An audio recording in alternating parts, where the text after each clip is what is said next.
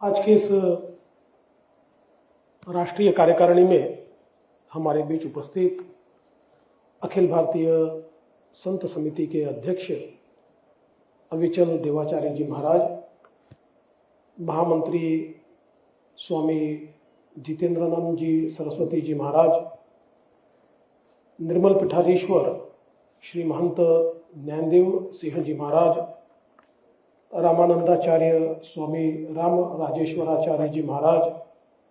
भानपुरा पीठाधीश्वर ज्ञानानंद तीर्थ जी महाराज, ज्ञानेश्वर देवाचार्य जी महाराज, विश्व हिंदू परिषद के संरक्षक माननीय दिनेश जी, यहाँ पर उपस्थित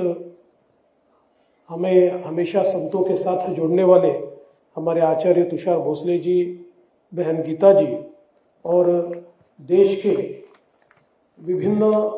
स्थानों से यहाँ पर आए हुए इस राष्ट्रीय कार्यकारिणी के सदस्य और देश के भिन्न भिन्न भागों में हमारे सनातन संस्कृति का अलख जगाने वाले सभी अत्यंत पूजनीय संतगण और उपस्थित भाइयों, सबसे पहले मैं आप सभी का महाराष्ट्र सरकार की ओर से मुंबई में मीरा भाईंदर में उत्तर में रामभाऊ म्हाळगी प्रबोधिनी में बहुत बहुत स्वागत करता हूं और आप हमको आशीर्वाद देने के लिए यहाँ पर आए, इसलिए आपका आभार भी व्यक्त करता हूं। साथ साथ इस रामभाऊ म्हाळगी प्रबोधिनी के अध्यक्ष के रूप में भी मैं आपका और विशेष रूप से अध्यक्ष जी का आभार व्यक्त करता हूं कि आपने इस जगह को चुना और इस जगह पर वैसे तो देश के राष्ट्रपति प्रधानमंत्री से लेकर सबके पांव लगे थे, लेकिन आज इतने सारे संतों के पांव लगे तो मैं ऐसा मानता हूं कि आज ये भूमि भी धन्य है और इसीलिए मैं आपका बहुत बहुत आभार व्यक्त करता हूं। ये राष्ट्रीय कार्यकारिणी है। मुझे भारतीय जनता पार्टी की राष्ट्रीय कार्यकारिणी में बात करने का अवसर मिला है, कई बार मिला है, उसकी आदत भी है, लेकिन संतों की राष्ट्रीय कार्यकारिणी में मेरे जैसा व्यक्ति क्या बोले, ये मेरे सामने एक बहुत बड़ा प्रश्न है। तो मैं केवल आशीर्वाद प्राप्त करने के लिए यहाँ पर आया हूँ, लेकिन जिस बात का आपने उल्लेख किया, मुझे इस बात की बहुत खुशी है कि हमारे सभी के लाडले प्रधानमंत्री मोदी जी, इन्होंने पिछले 10 वर्षों में केवल भारत का भौतिक चित्र नहीं बदला, तो भारत की मानसिकता भी बदली है। मुझे याद है, हम तो सारे सनातन समाज के, हिंदू समाज के लोग, चाहे किसी भी पार्टी में हो, मूलतः धार्मिक होते, लेकिन अन्य पार्टी के जो लोग होते थे वे अपने आप को हिंदू बताने में डरते थे, मंदिरों में जाके छुप छुप कर पूजा करते थे। कहीं किसी को पता न चल जाए कि मैंने पूजा की है, मैंने भोलेनाथ को जल चढ़ाया है, अगर दिख गया तो मेरे चुनाव पर इसका असर हो जाएगा, ऐसा समझकर भोलेनाथ पर भी छुप छुप कर जल चढ़ाते थे। ऐसे कई नेता हमने देखे, लेकिन जब से भारत के प्रधानमंत्री ने स्वयं जाकर मंदिरों में श्रद्धा भाव से पूजा और समर्पण शुरू किया, तो देश के सारे हिंदुओं को और अपने आप को छुप छुप कर हिंदू कहने वाले नेताओं को भी खुलकर सामने आना पड़ा और आज देश में अपने आप को सनातनी कहने से, अपने आप को हिंदू कहने से न कोई शर्माता है, न कोई घबराता है। मैं तो ऐसा मानता हूं कि फिर वो परिस्थिति आई है कि बहुत गर्व के साथ लोग कहते हैं कि हम हिंदू हैं, हम सनातन धर्म के हैं। और आपने जो भी यहां बात कही कि प्रभु श्री राम जी की जन्मस्थली पर रामलला के विग्रह की प्राण प्रतिष्ठा एक ऐसा मौका है कि जिसने समस्त संत समाज को हर्षित किया है और सनातन के विचार के लिए संत समाज फिर एक बार मोदी जी के पीछे खड़ा है और भारतीय जनता पार्टी को चुनकर लाना चाहता है। मैं तो ऐसा कहता हूं कि आप भारतीय जनता पार्टी की जीत के लिए नहीं, सनातन की जीत के लिए प्रयास कर रहे हैं और सनातन की जीत के लिए आप सबने और ईश्वर ने उपकरण के रूप में मोदी जी को चुना है। इसलिए आप मोदी जी के पीछे खड़े हो, क्योंकि अब ये बात तो सिद्ध हो गई है कि सनातन के जो मैं ऐसा मानता हूं स्वर्णिम दिवस है, उनको वापस लाने का काम। हम हमेशा ये कहते थे कि भारत ये विश्व गुरु है, क्योंकि भारत ने हजारों वर्षों तक दुनिया को विचार दिया है, दुनिया को आचार दिया है, दुनिया को एक प्रकार से दिव्य ज्ञान दिया है। इसलिए भारत विश्व गुरु है और हम भारत को विश्व गुरु बनाना चाहते हैं। आज से 10-20 साल पहले जब ये बात हम कहते थे तो लोग कहते थे कि भारत की परिस्थिति ऐसी है, इस परिस्थिति में कहां से विश्व गुरु की बात आप कहते हो। लेकिन आज भारत तो छोड़ दीजिए, दुनिया ये मानती है कि जिस प्रकार से भारत की प्रगति हो रही है, चाहे वो भौतिक प्रगति हो, चाहे आध्यात्मिक प्रगति हो, चाहे हमारा सनातन विचार हो, अब दुनिया मानती है कि आने वाले 15-20 सालों में भारत विश्व गुरु का काम करेगा। आज भी हम लोगों ने देखा G20 में सारे अफ्रीका के देशों ने प्रधानमंत्री जी को ये कहा कि हमारी बात अगर कोई विश्व के सामने रख सकता है तो आप रख सकते हो, इसलिए हमने सबने मिलकर आपको नेता के रूप में चुना है। तो मैं ऐसा मानता हूं कि केवल ये प्रधानमंत्री मोदी जी को नहीं चुना, तो भारत के शाश्वत विचार को उन्होंने अपने रिप्रेजेंटेटिव के रूप में आज चुना है और धीरे धीरे दुनिया भी यही करेगी। इसलिए मैं ऐसा मानता हूं कि वो भारत को विश्व गुरु की ओर ले जाने का जो एक सिलसिला है उसकी शुरुआत हो चुकी है। और हम सब लोग ये मानते हैं कि अमेरिका महाशक्ति हो सकता है, शायद अमेरिका से भी ज्यादा प्रगति करने की ताकत हम में है, लेकिन हम में और अमेरिका में एक फर्क है, और वो फर्क ये है वहां की प्रगति भौतिक है। हम भौतिक प्रगति को अंतिम प्रगति नहीं मानते, हम व्यक्ति की आध्यात्मिक प्रगति को अंतिम प्रगति मानते हैं। इसलिए पूरी दुनिया में उस प्रगति की ओर जाने की ताकत और शक्ति अगर किसी एक देश में है तो हमारे भारत देश में है। और जहां एक और भारत की राजनीतिक व्यवस्था भौतिक प्रगति को पाने की कोशिश कर सकती है,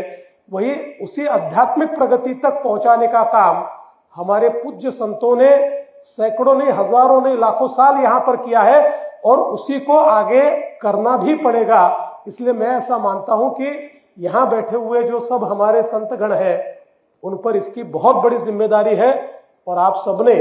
उस दिशा में इस बैठक में विचार भी किया है, उसकी कार्य योजना भी आप लोगों ने तैयार की है। तो मेरा विश्वास है कि जब संत यह रास्ते पर निकलते हैं और अलग जगाते हैं तो समूचा समाज खड़ा हो जाता है। और संतों ने जब परिवर्तन की बात सोची तो परिवर्तन बहुत तेजी से होता है। मेरा विश्वास है कि आप सभी लोग इस दिशा में आगे बढ़ेंगे। आदरणीय दिनेश जी ने बहुत सुंदर बात कही है कि भारत को अगर महाशक्ति बनाना है तो दो चीजों को हमें याद रखना होगा। एक तो राष्ट्र प्रथम, ये जो भूमिका हमारी है, ये भूमिका हम छोड़ नहीं सकते। इसलिए सभी के मनों में राष्ट्र प्रथम का बीजारोपण करना ये हमारी प्राथमिकता होनी चाहिए। और साथ साथ किसी भी प्रकार की विषमता से दूर समाज, ऐसे समाज का निर्माण, ये हमारी प्राथमिकता होनी चाहिए। क्योंकि हम सभी जानते हैं कि हमारी सनातन संस्कृति में विषमता कहीं नहीं है, कभी हमने उसको देखा नहीं है। ये तो काल के प्रवाह में हमारे बीच विषमता का बीजारोपण हुआ और उसकी खामी हमने भोगी है। इसी विषमता ने हमारे सनातन विचार को एक प्रकार से लोगों से दूर किया। इसी विषमता ने हम लोगों को 1000 साल तक गुलामी के जंजीरों में अटका के रखा। इसलिए मैं ऐसा मानता हूं कि फिर एक बार ये जो हमारा निर्मल प्रवाह है, ये प्रवाह उन्हीं सनातन विचारों को प्रतिपादित करेगा जो विचार एक विषमता मुक्त इस प्रकार के समाज की रचना करते हैं। और निश्चित रूप से वो समय भी आने वाले दिनों में हमारे संतों के माध्यम से निर्माण होगा, इस बारे में मेरे मन में कोई शंका नहीं है। आपने पालघर की बात कही और मैं ऐसा मानता हूं कि निश्चित रूप से इतनी दर्दनाक घटना हमने भी अपने इतने वर्षों के राजनीतिक प्रवास में कभी देखी नहीं। जिस प्रकार से हमारे संतों को कुचल दिया गया, मतलब इतनी बर्बरता मैं तो कभी समझ नहीं सकता हूं कि हमारे मनुष्यों में इतनी बर्बरता आ कैसे सकती है। अरे भाई, आप किसी भी विचारों के हो सकते हो, लेकिन इतनी बर्बरता लाते कहां से हो। लेकिन उसके पीछे जो षड्यंत्र है, वैसे तो सबको पकड़ा है, लोगों को आपने जैसा कहा जो सजा है वो कड़ी से कड़ी सजा होगी, लेकिन इसके पीछे का जो षड्यंत्र है, उस षड्यंत्र को उजागर करने के लिए ही पुनः सत्ता में आने के तुरंत बाद हमने उसको सीबीआई को सौंप दिया है। और सीबीआई अभी कुछ निष्कर्षों तक पहुंच रही है, जल्दी पहुंच जाएगी, तो अपराधियों को तो सजा होगी ही, लेकिन जो लोग इसके पीछे षड्यंत्रकारी है उनको भी उजागर करने का काम निश्चित रूप से हम यहां पर करेंगे। एक बात आपने और बहुत अच्छी कही है कि जो हमारा स्कूली बच्चों के लिए जो पोषण आहार का विषय है, कि जिसमें लगातार संत समाज की ओर से हमें आ रहा है कि प्रोटीन के लिए आप इस प्रकार से अंडा या कोई इस प्रकार की चीजें उसमें न रखें। हमने उस संदर्भ में हमारे लोगों को विशेष रूप से मैंने मुख्यमंत्री जी को भी कहा है और हमारे शिक्षा मंत्री जी को भी कहा है कि आप तुरंत इसका अल्टरनेट देखिए। और हम लोगों को प्रोटीन देना तो जरूरी है, लेकिन हमारे जो शाकाहार है इसमें भी ऐसी कई चीजें हैं कि जिसमें बहुत अच्छा प्रोटीन है, तो हम प्रोटीन को उससे कैसे रिप्लेस कर पाए। मैं आपको आश्वस्त करना चाहता हूं कि निश्चित रूप से इस बात को हमने गंभीरता से लिया है और हमारे मुख्यमंत्री जी ने भी उसको गंभीरता से लिया है। इसलिए उसमें जो आवश्यक बदल है वो हम लोग निश्चित रूप से करेंगे। और मैं आपको विश्वास दिलाता हूं कि जहां तक महाराष्ट्र की बात है, तो महाराष्ट्र में जो हमारे तीर्थस्थल है, उन तीर्थस्थलों को ठीक करने का काम हम लोगों ने वहां पर आसपास, क्योंकि यहाँ पर ज्योतिर्लिंग भी है और शक्तिपीठ भी है। महाराष्ट्र में देश में सबसे ज्यादा ज्योतिर्लिंग भी महाराष्ट्र में, शक्तिपीठ भी अनेक यहाँ पर है। तो उन सभी को ठीक करने के लिए उसका मास्टर प्लान हम लोगों ने तैयार किया है। कुछ जगह का काम भी हम लोगों ने प्रारंभ किया है और साथ साथ हमने अभी एक नई योजना तैयार की है कि जिस योजना में हम लोगों ने उसको, चूंकि अभी राजमाता अहिल्या देवी जी का 300वां वर्ष आने वाला है, इसी साल वो प्रारंभ होगा। और हम जानते हैं कि पूरे देश में हमारे हिंदुओं के मंदिरों का जीर्णोद्धार अगर किसी ने किया तो वो राजमाता अहिल्या देवी जी ने किया। इसलिए उनके नाम से एक योजना हमने तैयार की है, जिस योजना के तहत हम लोगों ने महाराष्ट्र में 500 तीर्थस्थल जो है अलग अलग, इनको चुना है। और आने वाले 3 सालों में ये 500 तीर्थस्थलों पर हम लोग सारी व्यवस्थाएं खड़ी करेंगे ताकि उनका चेहरा, उनका हुलिया, वहां की व्यवस्थाएं, ये सारी की सारी बदले। और किसी भी बड़े तीर्थस्थल पर तो लोग जाते हैं, वहां तो व्यवस्था हो जाती है, वो करने भी वाले। लेकिन हमारे हिंदू समाज में कई ऐसी जगह है जहां पर लोगों की श्रद्धा होती है, भले उसको अखिल भारतीय स्वरूप न हो, लेकिन स्थानिक स्वरूप में उसको बड़ा तीर्थस्थल माना जाता है। कई संप्रदायों के लोग वहां पर जाते हैं। ऐसे 500 तीर्थस्थलों को पूरे रूप से परिवर्तित करने के लिए इस योजना को हम लोग कार्यान्वित कर रहे हैं, जिससे आने वाले समय में महाराष्ट्र के जो सभी तीर्थ क्षेत्र है वो विशेष रूप से आपको सफाई की दृष्टि से, व्यवस्थाओं की दृष्टि से, आने वाले जो लोग हैं उनके सारे व्यवस्थाओं की दृष्टि से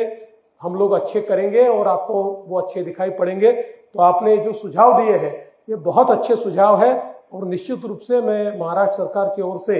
इन सुझावों को ठीक ढंग से, कारगर रूप से इसको हम लोग चरितार्थ में लाए, इस प्रकार का प्रयास निश्चित रूप से करेंगे। मैं आज के इस मौके पर अधिक लंबा समय आपका नहीं लेना चाहता, लेकिन मुझे बहुत खुशी है कि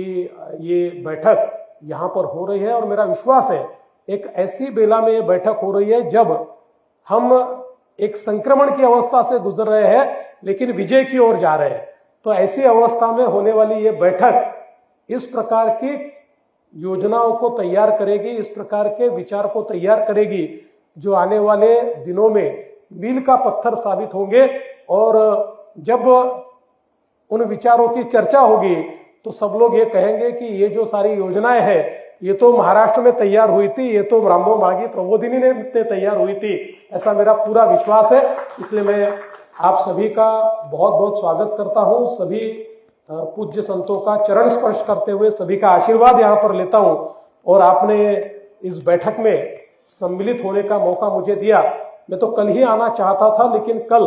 दो बहुत अच्छे कार्यक्रम हम लोगों ने रखे थे और 1.5-2 महीने पहले हम लोगों ने उसका सृजन किया था, जिसमें हम सभी लोग जानते हैं कि छत्रपति शिवाजी महाराज के जो सुपुत्र थे छत्रपति संभाजी महाराज, जिनको धर्मवीर कहा जाता है क्योंकि उन्होंने अपना धर्म बदलने से मना किया तो औरंगजेब ने उनकी आंखें निकाली, जीभ काटी, उनके टुकड़े टुकड़े किए, लेकिन उन्होंने अपना धर्म नहीं बदला। तो उनकी जो बलिदान स्थली है और जहां उनकी समाधि है, ऐसे दोनों जगह पर हम लोगों ने बहुत भव्य इस प्रकार का की स्थली निर्माण करने का एक निर्णय लिया। कल उसका भूमि पूजन था और उसके बाद दूसरा भूमि पूजन क्रांतिवीर लहूजी वस्ताद साळवे। लहूजी वस्ताद, इनको आद्य क्रांति गुरु कहा जाता है क्योंकि लहूजी वस्ताद साळवे एक ऐसा व्यक्तिमत्व था जिनके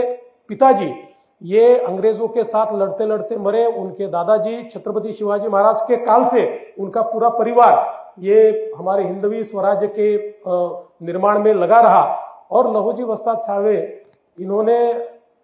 महाराष्ट्र में पहली तालीम शुरू की, जिस तालीम में उन्होंने ये निर्णय किया कि अंग्रेजों से अगर लड़ना है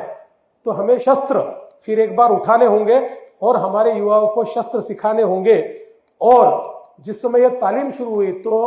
जिन्हें हम आद्य क्रांतिकारक कहते हैं वासुदेव बळवंत फडके, वासुदेव बळवंत फडके जी ने भी वहीं से तालीम की, हमारे लोकमान्य बाल गंगाधर तिलक जी ने भी वहीं से तालीम की और महात्मा ज्योतिबा फुले जी ने भी वहीं से तालीम की। तो इन तीनों के एक प्रकार से गुरु के रूप में लहूजी वस्ताद साळवे को माना जाता है। तो उनके भी समाधि का कल एक प्रकार से जीर्णोद्धार और वहां पर एक भव्य इस प्रकार का स्मारक तैयार करने का कार्यक्रम था, इसलिए कल हम लोग यहाँ नहीं आ पाए, इसलिए मैं आपकी क्षमा भी मांगता हूं। लेकिन आज यहाँ पर आकर आप सभी का आशीर्वाद पाने का मौका मिला, इसलिए आपका बहुत बहुत आभार मानते हुए मैं अपने शब्दों को विराम देता हूं। जय हिंद।